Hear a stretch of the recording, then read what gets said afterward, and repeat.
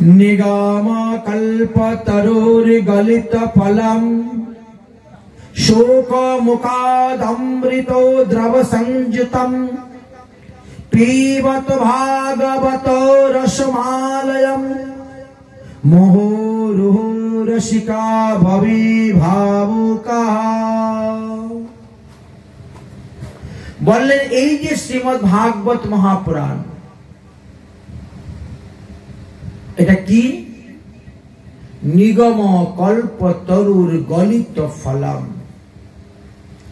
নিগম বলতে কাকে বুঝায়? চার বেদকে বুঝায়, সাম ঋক যজু অথর্ব, তাই না? এই দেখেন ব্যাসাসনের চারকোনাতে চারটা ঘট দেওয়া হয়েছে। চারটা ঘটে দেখেন সামবেদ, ঋগ্বেদ, যজুর্বেদ আর অথর্ববেদ, চার ঘটকে স্থাপন করা হয়েছে। এই চার বেদকে মন্থন করে, তাহলে বেদে কত আছে শ্লোক? 1 লক্ষ শ্লোক। 1 লক্ষ শ্লোককে মন্থন করে 18,000 শ্লোক বেরিয়েছে। অতএব বেদেরও ভাষ্য হলেন শ্রীমদ্ ভাগবত মহাপুরাণ। আমাদের এই গৌরীর ভাষ্য এই শ্রীমদ্ ভাগবত মহাপুরাণ। গৌরীর 3 ঠাকুর, তাই না? শ্রী গোবিন্দ, গোপীনাথ, মদন মোহন। আপনি জয়পুর নাম শুনেছেন? ভারতবর্ষে রাজস্থানে জয়পুর পড়েছে। সেই জয়পুরে গোবিন্দ মন্দির খুব প্রসিদ্ধ। সেই গোবিন্দ মন্দিরের পূজারী হলেন আমাদের গৌরীয় বৈষ্ণবগণ। ওখানে দান দক্ষিণা অনেক পড়ে, ভেট অনেক পড়ে, যার কারণে অন্যান্য সম্প্রদায়ের মধ্যে একটু হিংসা, ওই যে কি বললাম, মাৎসর্য এসে যায়। এই মন্দিরের সেবা পূজাটা যদি আমাদের সম্প্রদায়টা নিতে পারত তাহলে তো অনেক লাভ হতো। তখন কি করা যাবে? এমনিতে তো কারো হাত থেকে কিছু ছিনিয়ে নেওয়া যায় না। ছিনিয়ে নিতে গেলে কিছু না কিছু প্রুফ দেখাতে হবে। আচ্ছা, কেউ আছে উপরে পরেও ঝগড়া করে, তাই না? আপনি চলে যাচ্ছেন, আপনার পায়ের মধ্যে পা দিয়ে আপনার গায়ে ঠেলা দিয়ে বলে, ঠেলা দিলে কেন, হাঁটতে চলে দেখতে পাচ্ছি, ঝগড়া শুরু করে দিল। কিছু লোকের এরকম স্বভাব আছে তো, সবার নয়, আমার মতো লোক যারা, আমি যেমন একটু ঝগড়া ঝাঁটি করি। আজ দুপুর বেলা কত ঝগড়া করেছি, বলেছি হাতে সুতা বাঁধতে আসছিল, দেই নেই বাঁধতে, ঝগড়া করে দিচ্ছি, দরজা বন্ধ করে দিয়ে রাগ করে। এইরকম ভাবে এবার তারা কি বলছেন? এই তোমরা তো গৌরীয়, তোমাদের তো কোনো ভাষ্য নাই। যাদের কোনো ভাষ্য নাই তাদেরকে আমরা বৈষ্ণব বলে গ্রহণ করি না। অতএব তোমরা এই রাধা গোবিন্দের সেবা পূজা করতে পারবে না, আমরা রাধা গোবিন্দের সেবা পূজা করব। আমরা বৈষ্ণব। বৈষ্ণব সম্প্রদায় তো 4টা, শ্রী, ব্রহ্ম, রুদ্র, সনক। তোমরা আবার গৌরীয় বৈষ্ণব কোথা থেকে এসেছো? আমরাও মধ্বাচার্য সম্প্রদায়েরই অন্তর্ভুক্ত। আমরা যদি শুধু গৌরীয় বলি তাহলে আমাদের এই সম্প্রদায়ের বয়স মাত্র 500 বৎসর। যদি বলি আমরা মাধবাচার্য গৌরীয় সম্প্রদায় তাহলে আমাদের সম্প্রদায়ের বয়স 50,000 বৎসর। যদি আমরা বলি ব্রহ্ম মাধবাচার্য গৌরীয় সম্প্রদায় তাহলে আমাদের এই সম্প্রদায়ের বয়স কোটি কোটি বৎসর। বুঝতে পেরেছেন? তাই যদি কেউ জিজ্ঞেস করে আপনি কোন সম্প্রদায়ের অন্তর্ভুক্ত, বলে ব্রহ্ম মাধবাচার্য গৌরীয় সম্প্রদায়ের অন্তর্ভুক্ত, বুক ঠুকে বলবেন। বুক ফুলিয়ে বলবে। অন্যান্য সম্প্রদায়েরা বলছে, আরে তোমাদের তো ভাষ্যই নাই, প্রত্যেকটা সম্প্রদায়ের একটা করে ভাষ্য আছে, তোমাদের তো ভাষ্য নাই। আছে তো ভাষ্য। কি ভাষ্য তোমাদের? ভাষ্যের নাম কি? বলে শ্রীমদ্ ভাগবত মহাপুরাণ। মহাপ্রভু এটাই আমাদেরকে ভাষ্য রূপে দিয়ে গেছেন, ওটা আমরা মানব না। তোমাদের সম্প্রদায়ের লোক মানে মানব, ওটা আমরা মানব না। ভাগবত তো সকলেরই ভাষ্য, সব সম্প্রদায়ের ভাষ্যই ভাগবত। তোমাদের নিজস্ব ভাষ্য দেখাতে হবে, না হলে রাধা গোবিন্দের পূজা তোমরা করতে পারবে না। জয়পুরীর গোবিন্দ মন্দিরের পূজা আমরা করব। বিচার গেল জয়পুরে রাজার কাছে। রাজামশাই, সম্প্রদায় বিহীন এক লোককে আপনি রেখে পূজা করতেছেন কেন? সম্প্রদায়ী বৈষ্ণব দেখতে পান না? অপসম্প্রদায়ের লোক এনে কেন পূজা করবেন? এবার রাজাও গৌড়ীয় সম্প্রদায় থেকে দীক্ষা নিয়েছেন। আচ্ছা, কারু গুরু পরম্পরা, গুরু পরিবার নিয়ে যদি কেউ কোনো কথা বলে, মনের মধ্যে কিন্তু খুব লাগে। কারু বংশ নিয়ে, কারু গোষ্ঠী নিয়ে যদি আপনি কথা বলেন, খুব লাগে, তাই না? যদি আপনাকে গালি দেয়, আপনার অতটা গায়ে লাগবে না, কিন্তু আপনার বাবাকে তুলে গালি দেয়, আপনার মাকে তুলে গালি দেয়, আপনার গোষ্ঠী তুলে গালি দেয়, বংশ তুলে গালি, তখন আপনার মনে তো লাগবেই। গোষ্ঠী তুলে, বংশ তুলে কৃষ্ণকে গালি দিয়েছিল, বলরামের লেগে গেল গায়ে, তার প্রমাণ আছে। বলরামকে গালি দেয় নাই, না দিলে কি হলো? কৃষ্ণ তো আমারই ছোট ভাই, তো তাকে যখন গালি দিতে, তা আমাকে আর বাকি রাখলে কোথায়? আমি তো ওই বংশের, ওই গোষ্ঠীতে দিই, গায়ে লেগে গেল।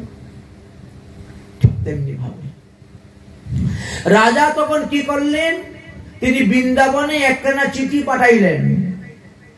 শ্রীধাম বৃন্দাবনে তখন বিশ্বনাথ চক্রবর্তী পাদ ছিলেন সমস্ত বৈষ্ণবগণের আচার্য রূপে।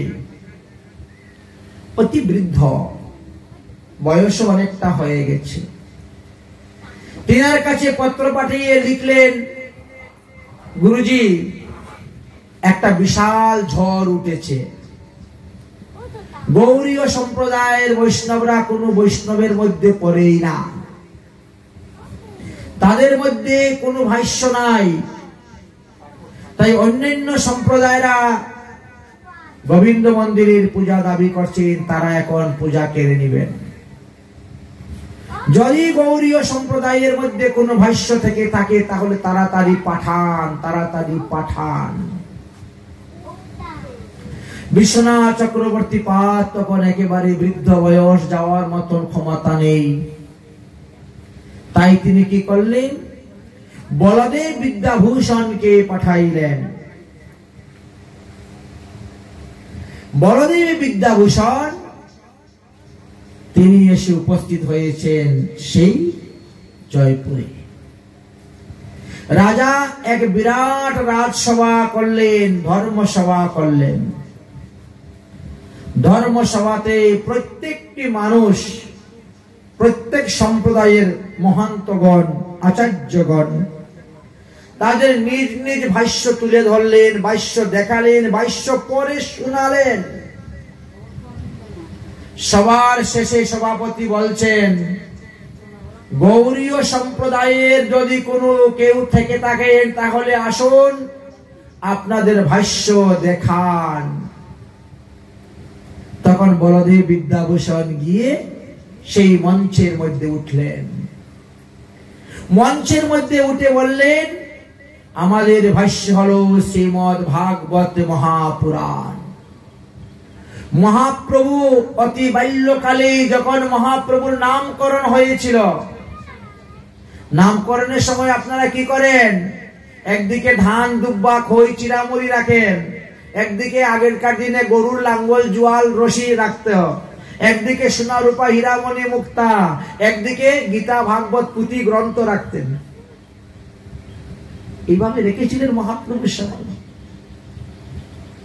জগন্নাথ মিশ্র বলছেন, যাও বাপ বিশ্বাম্বর, তোমার যাহা ভালো লাগে তাহা তুমি ধরো। তো মহাপ্রভু পেট গালা দিয়ে চলছে, পেট গালা দিয়ে গিয়ে ধরে গিয়ে তিনি সর্বপ্রথম ভাগবত ধরে আলিঙ্গন করেছিলেন। সমস্ত ছাড়িয়া শিশচিরি নন্দন, ভাগবত ধরিয়া দিলেন আলিঙ্গন। এই তো ভাগবত মহাপুরাণের মহিমা।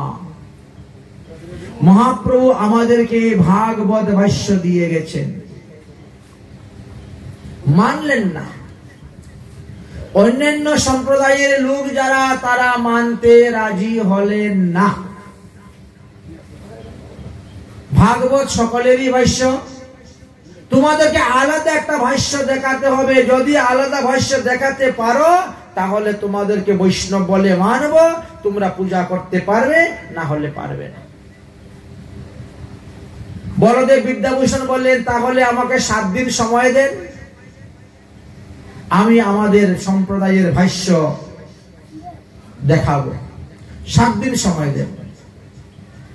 অন্যান্য সম্প্রদায়ের বৈষ্ণবগণ তারা তখন 7 দিন সময় দিলেন। 8ম দিবসে আবার এই ধর্মসভা হবে। সেখানে গৌড়ীয় বৈষ্ণবরা যদি তাদের কোনো ভাষ্য দেখাইতে না পারে তাহলে তাদেরকে বৈষ্ণব রূপে গ্রহণ করা হবে না। ঠিক আছে।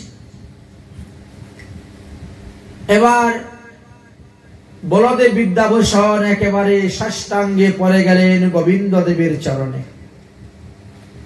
অন্নশন ব্রত, হে গোবিন্দ, যতক্ষণ পর্যন্ত তুমি আমাকে দর্শন দিবে না ততক্ষণ পর্যন্ত আমি অন্ন জল গ্রহণ করব না। অন্ন জলের গ্রহণ ভাবে আমি প্রাণ ত্যাগ করব। সংকল্প নিয়ে পড়ে গেলেন। আমাদের গৌড়ীয় বৈষ্ণবের সম্প্রদায়ের ভাষ্য ভাগবত কিন্তু অন্য সম্প্রদায় মানতে চাচ্ছে না। তারা চাচ্ছে আমাদের সম্প্রদায়ের স্বরচিত ভাগবত দেখানোর জন্য। কোথায় পাবো? এখন তার মহাপ্রভুও নেই, অপ্রকট লীলায় চলে গিয়েছে। তুমি তো আমাদের গৌড়ীয় সম্প্রদায়কে অঙ্গীকার করেছ, তুমি তো আমাদের গৌড়ীয় সম্প্রদায়ের হাতে সেবা পূজা খাচ্ছ, রান্না করা ভোগ খাচ্ছ। অতএব তুমি তার ব্যবস্থা করো, তুমি তার ব্যবস্থা করো। পরে রইলেন ধন্যা দিয়ে। রাত্রিবেলা গোবিন্দদেব বিগ্রহ থেকে প্রকট হয়ে গেলেন। উঠো বলদেব বিদ্যাভূষণ, আমি বলবো আর তুমি লিখবে।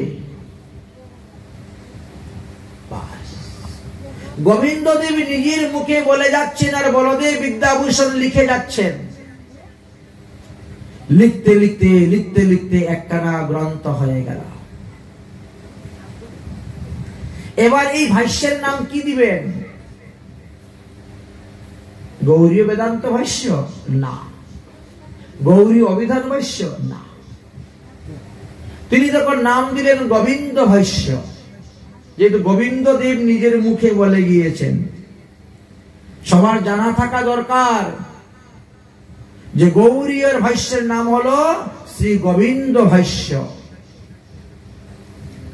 7 দিন সমাপ্ত হয়ে গেল। 8ম দিবসে আবার সেই ধর্মসভা রাজসভা হলো। তখন বলদেব বিদ্যাভূষণ ভাষ্য বের করলেন। এই হলো আমাদের গৌড়ীয় ভাষ্য। পরে শোনাও ভাষ্যতে কি আছে। আরম্ভ করলেন শ্লোকের পরে শ্লোক উচ্চারণ করতে। ঝড় উঠে গেল তুফানের মতন। সমস্ত সম্প্রদায়ের লোক পরাজিত হয়ে গেল বলদেব বিদ্যাভূষণের কাছে। গৌড়ীয় ভাষ্য কোন সাধারণ ভাষ্য নয়, পরাজিত হয়ে গেল। এবার সবাই থরথর করে কাঁপছেন, ক্ষমা চাচ্ছেন গৌড়ীয় বৈষ্ণবের প্রতিনিধি রূপে বলদেব বিদ্যাভূষণের কাছে। আমাদের অপরাধ হয়েছে, আমাদের ভুল হয়েছে, আপনি আমাদেরকে ক্ষমা করে দেন, আপনি যা শাস্তি দিবেন তাই আমরা গ্রহণ করতে রাজি। বলদেব বিদ্যাভূষণ চিন্তা করেন, বৈষ্ণবদেরকে আবার কি শাস্তি দিব? ঠিক আছে, তোমরা যে আমাদের কাছে পরাজিত হয়েছে গৌরীয় বৈষ্ণবের কাছে, তার প্রমাণ স্বরূপ আজ থেকে তোমাদের সম্প্রদায়ের লোকেরাও আমাদের গোপাল সেবা করতে হইবে। রাধা গোবিন্দের সেবা করতে হইবে, এটাই হবে। এই জন্য দেখবেন আপনার রামানন্দী আশ্রমে যান, রামানুজ সম্প্রদায়ের কাছে যান, নিম্বার্ক সম্প্রদায়ের কাছে যান, বিশ্বস্বামী সম্প্রদায়ের কাছে যান, সবার মন্দিরে দেখবেন আমাদের গোপাল বিগ্রহ আছে। তা সাক্ষী দিচ্ছে সেই সময়। আচ্ছা, তার মধ্যেও কিন্তু আমার মতন কিছু লোক আছে উল্টা পাল্টা। আমি একটু পেশাই তো, পেশানোর লোক আছে। এই গ্রন্থ যে গোবিন্দ দেব লিখেছেন তার প্রমাণ কি? আরে গোবিন্দ দেব লিখেছেন, গোবিন্দ দেব বলেছেন আমি লিখেছি, তার প্রমাণ কি? প্রমাণ তো আর কেউ দেখতে পায় নাই, সাক্ষী তো নাই। তাহলে আমরা বুঝবো কেমন করে এই ভাষ্যটা গোবিন্দ দেব লিখেছেন, বলেছেন? আচ্ছা, প্রমাণ হোক। প্রত্যেক সম্প্রদায়ের ভাষ্য রাখা হোক।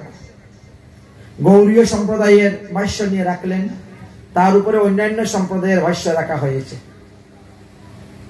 ভাষ্য অনেক উঁচু হয়ে গেছে, অনেকগুলা, সব সম্প্রদায়ের।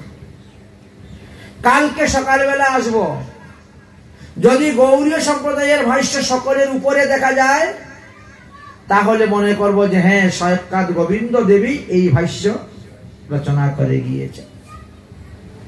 গোবিন্দ দেবের মন্দিরে ভাষ্য রেখে গোবিন্দ দেবের মন্দির তালা মারা হলো। 3টা গেট, 3 গেটে তালা মেরে চাবি নিয়ে চলে গেল 3 সম্প্রদায়ের লোক। পরের দিন মঙ্গলাচরণ করার সময় আসলেন, এক একজন আসলেন, তালা খুলছেন, ভিতরে গিয়ে দেখেন আমাদের গৌরীয় সম্প্রদায়ের ভাষ্য সকলের উপরে।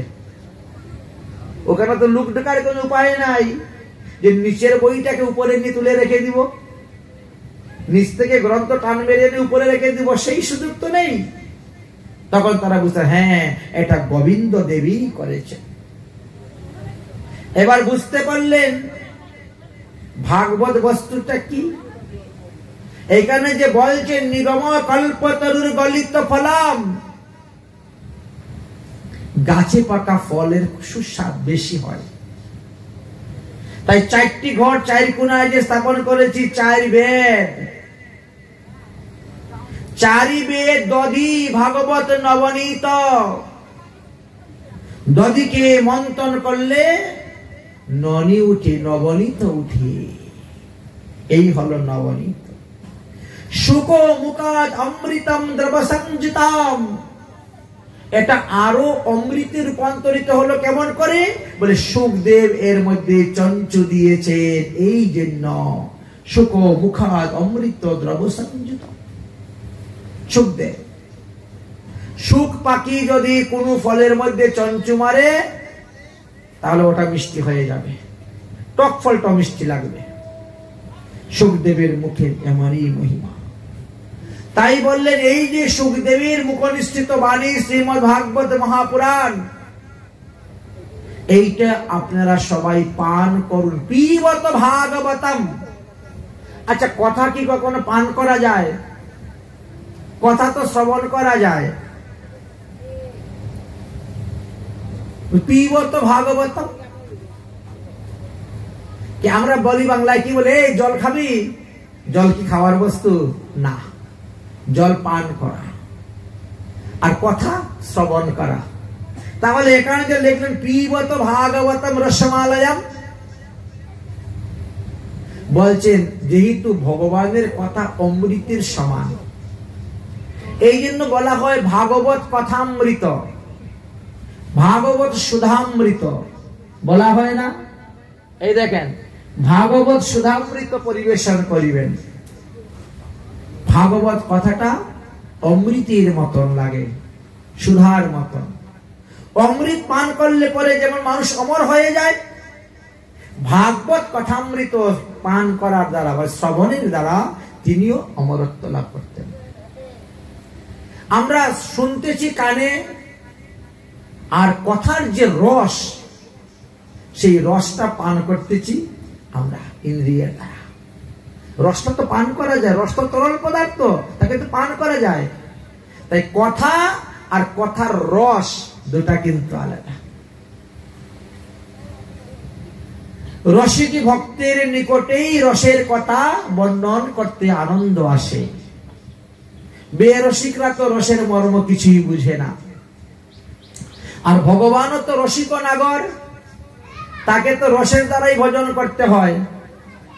বেদ, বেদান্ত, পুরাণ, ইতিহাস সবাই বলছে রস বৈশ, রসের দ্বারাই তাকে ভজন করিতে হবে।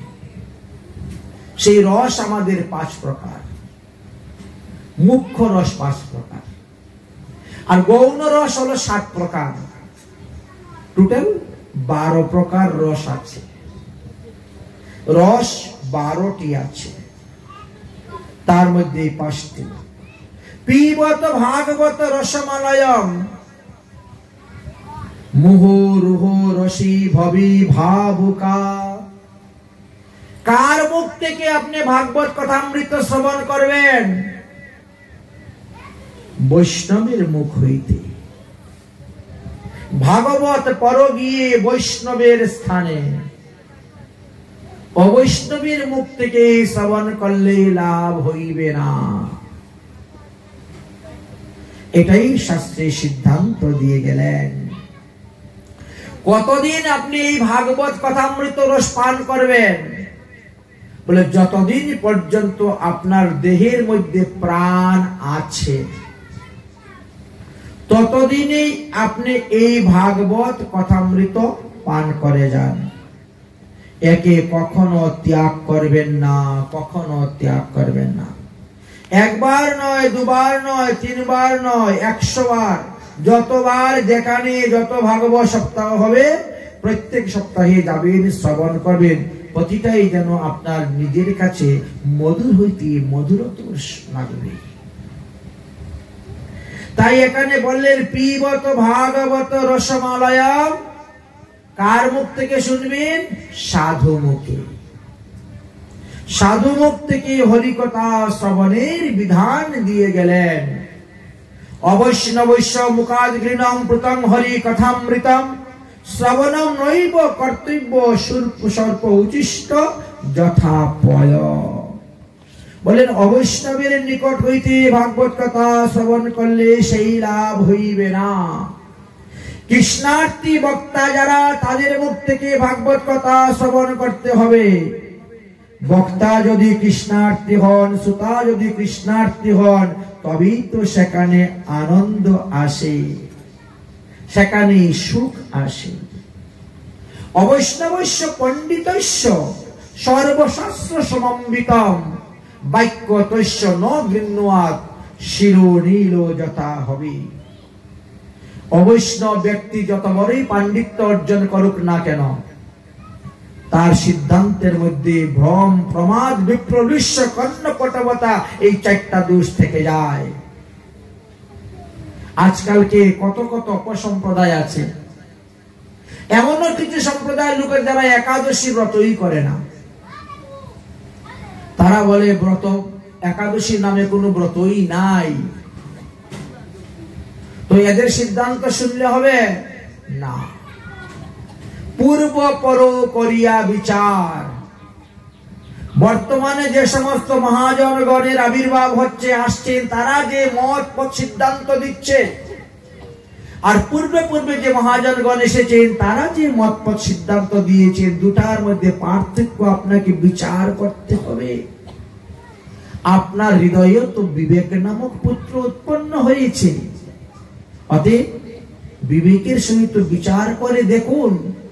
আপনি তো লেখাপড়া শিক্ষা শিক্ষিত মানুষ, আর অশিক্ষিত অজ্ঞানী লোকের মতো কাজ করতে যাবেন কেন? ভালো মন্দ, পাপ পুণ্য, স্বর্গ নরক বিচারের ক্ষমতা ভগবান আপনাকেও দিয়েছে। এই জন্য আমাদের মহাজনগণ আমাদেরকে বড় সাবধান করে দিলেন। বললেন যে সাধু মুখে হরিকথা শ্রবণ করুন, তাহলেই মঙ্গল, তাহলেই কল্যাণ। সাধু মুখে হরি কথা শোন সবে শোন রে সাধু মুখে হরি কথা শোন সবে শোন রে সাধু মুখে হরি কথা শোন সবে শোন রে সাধু মুখে হরি কথা গানের সময় শোন সবে শোন রে সংসার বন্ধন মুক্ত হবে পাপ তাপ যাবে রে সংসার বন্ধন মুক্ত হবে পাপ তাপ যাবে রে সাধু মুখে হরি কথা শোন সবে শোন রে সাধু মুখে হরি কথা শোন সবে শোন রে আমরা যে ভাগবত কথা পরিবেশন করে যাচ্ছি, আমরা যে ভাগবত কথা পরিবেশন করে যাচ্ছি এটি হলো তালে বাজাও হচ্ছে না, তাল হচ্ছে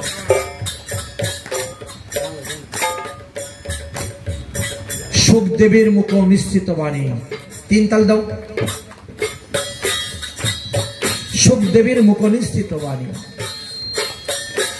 এই জগতে 5 রকম ভাগবত আছে। আমরা যে ভাগবত অধ্যয়ন করতেছি তা হলো শ্রীমদ ভাগবত মহাপুরাণ। আরেকটি আছে বৃহৎ ভাগবত, আরেকটি আছে লঘু ভাগবত, আরেকটি আছে মন্ত্র ভাগবত, আরেকটি আছে দেবী ভাগবত। নামগুলো নতুন বলে মনে হচ্ছে না? শ্রীমদ ভগবত গীতাও এরকম অনেক প্রকার আছে।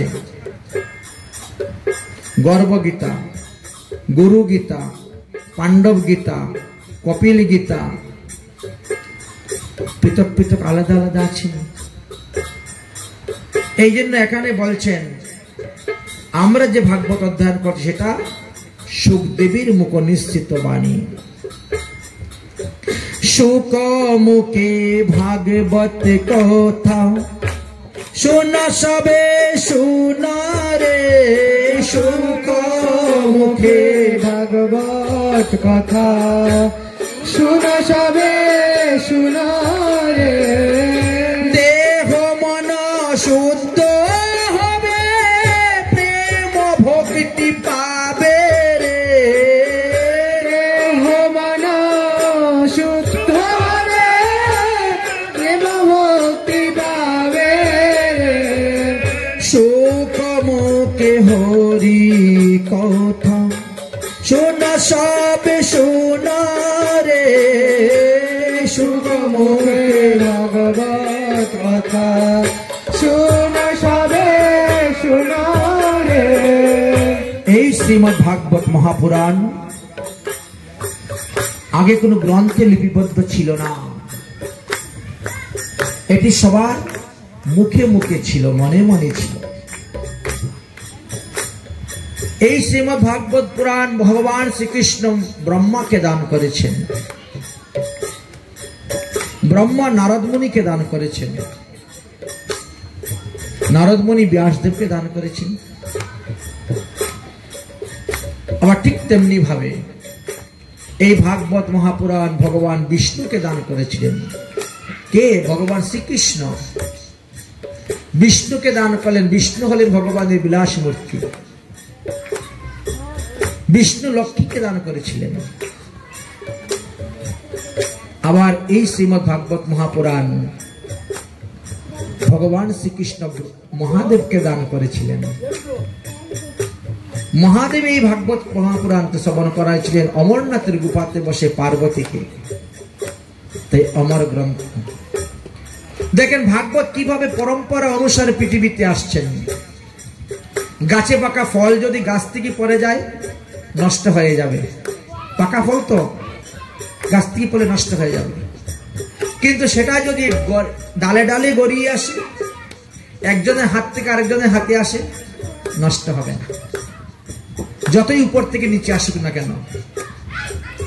শ্রী বিষ্ণু ব্রহ্মা নারদ তাদের কাছে এই ভাগবত, শ্রী বিষ্ণু ব্রহ্মা নারদ তাদের কাছে এই ভাগবত। গুপ্ত ছিল এত কালো, গুপ্ত ছিল এত কালো, ব্যাস গ্রন্থে লিখেন রে, গুপ্ত ছিল ভাগবত, ব্যাস গ্রন্থে লিখেন রে, সুখ মুখে ভাগবত কথা শোন সবে শোন রে, সুখ মুখে ভাগবত কথা শোন সবে শোন রে। ব্যাসদেব তো এই গ্রন্থ রচনা করার পরে চিন্তায় পড়ে গেলেন, আমার এই গ্রন্থ কি প্রচার করবে। ভাগবত কথা প্রচার করার মতন ব্যক্তি দেখতে পাচ্ছেন না, যোগ্য ব্যক্তি। কে যোগ্য ব্যক্তি ভাগবত কথা প্রচারে? যার প্রচারে এবং আচারে মিল আছে। জুড়ে বাজাও, তোমার বাজনা আমার কানেই ঢুকে না, তো তারটা ঠিক থাকবে কেমন করে?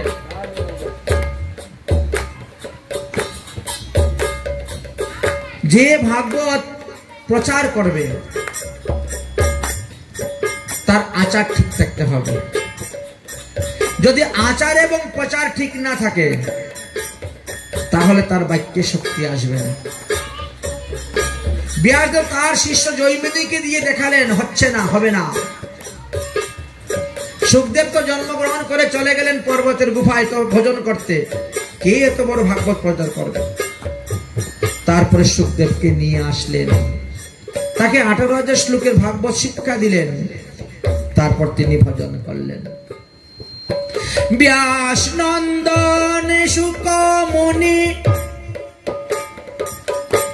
ভাগবতের তত্ত্ব জানি, ব্যাস নন্দন শুকমুনি ভাগবতের তত্ত্ব জানি, ব্যাস নন্দন শুকমুনি ভাগবতের তত্ত্ব জানি, ব্যাস নন্দন শুকমুনি ভাগবতের তত্ত্ব জানি, জীবের কল্যাণ লাগি, জীবের কল্যাণ লাগি, ধরায় প্রচার করেন রে, জীবের কল্যাণ লাগি, ধরায় প্রচার করেন রে, সুখ মুখে ভাগবত কথা শোন সবে শোন রে, সুখ মুখে ভাগবত কথা শোন সবে শোন রে। সুখদেব গোস্বামী পাদ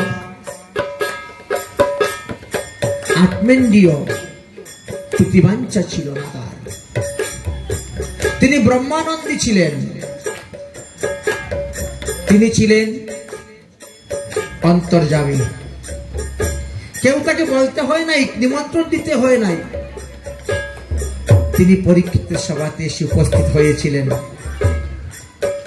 সেই কুরুজাঙ্গল দেশ পার হয়ে এসেছিলেন, পাগলের মতো দৌড়ে এসেছিলেন। যিনি ভাগবত গ্রন্থ অধ্যয়ন করেন তিনি ভাগবত ভক্তের মর্ম জানেন, অন্যরা জানে না। যারা ভাগবত পড়ে নাই তারা ভাগবতের ভক্তের মর্ম জানে না। তাই তিনি আসলেন, পরীক্ষিতের সভাতে বসলেন, পরীক্ষিতকে বললেন, তুমি কালে 7 দিন হরিকথা শ্রবণ করো, এতেই তুমি সমস্ত পাপ থেকে মুক্ত হয়ে হরিধামে চলে যাবে, তোমাকে আর মাতৃগর্ভে জন্মগ্রহণ করতে হবে না।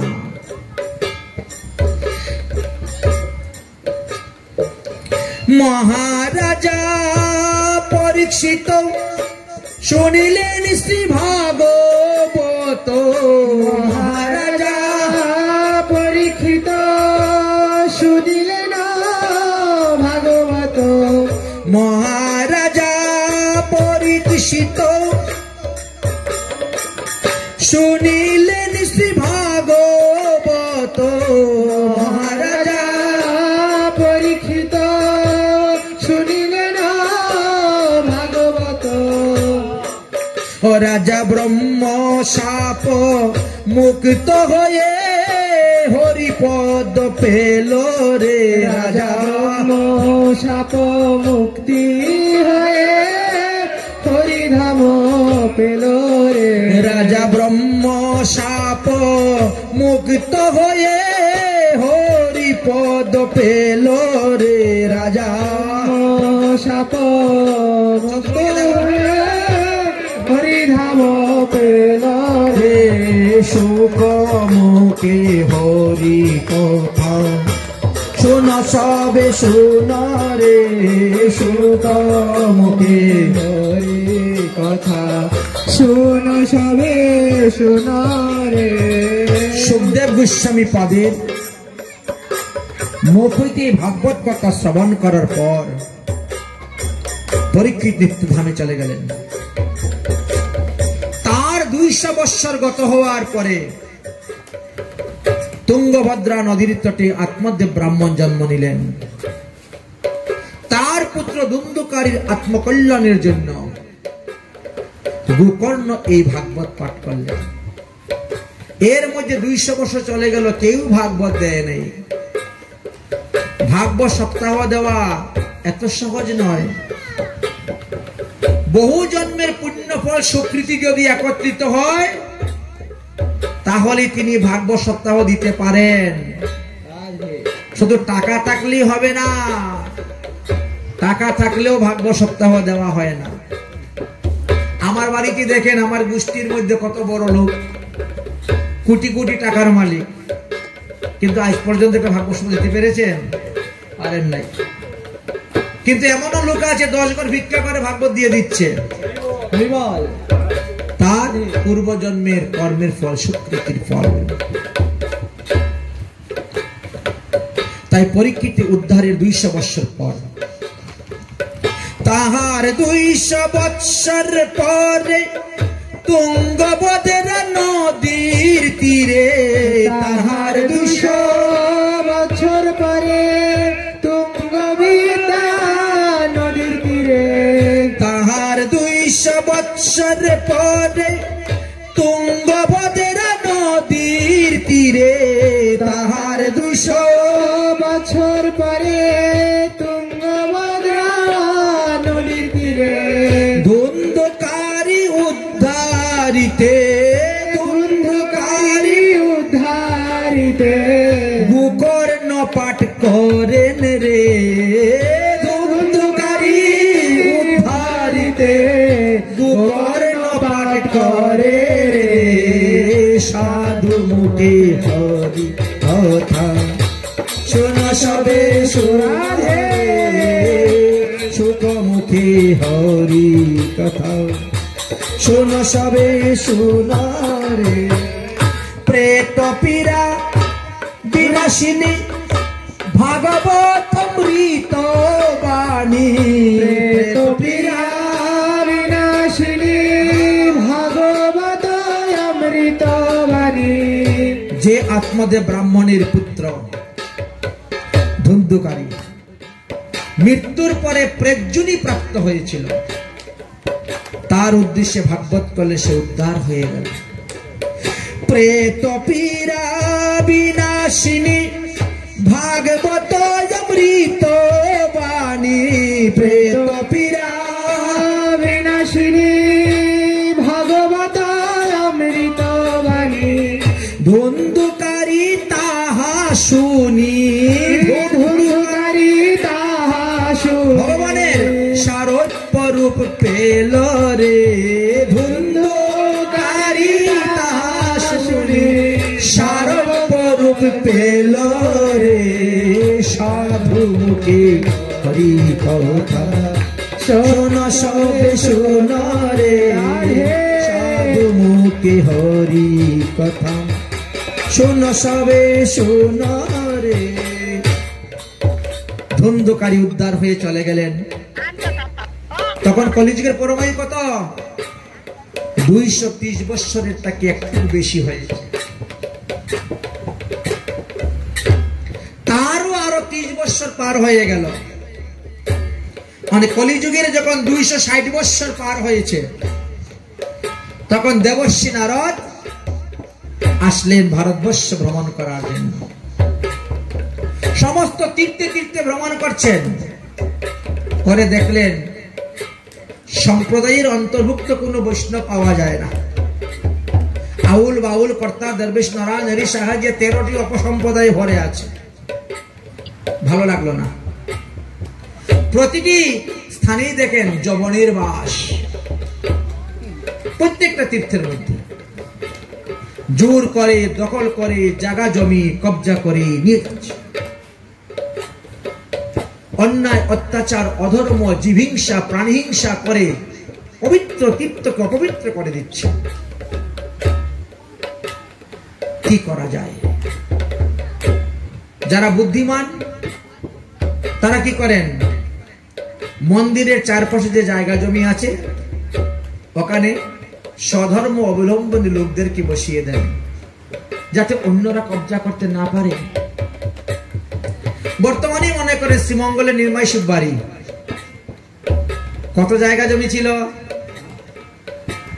আজ অন্য ধর্মের লোকেরা সব ধীরে ধীরে 2 হাত 4 হাত করে কবজা করে নিচ্ছে সব, তাই না?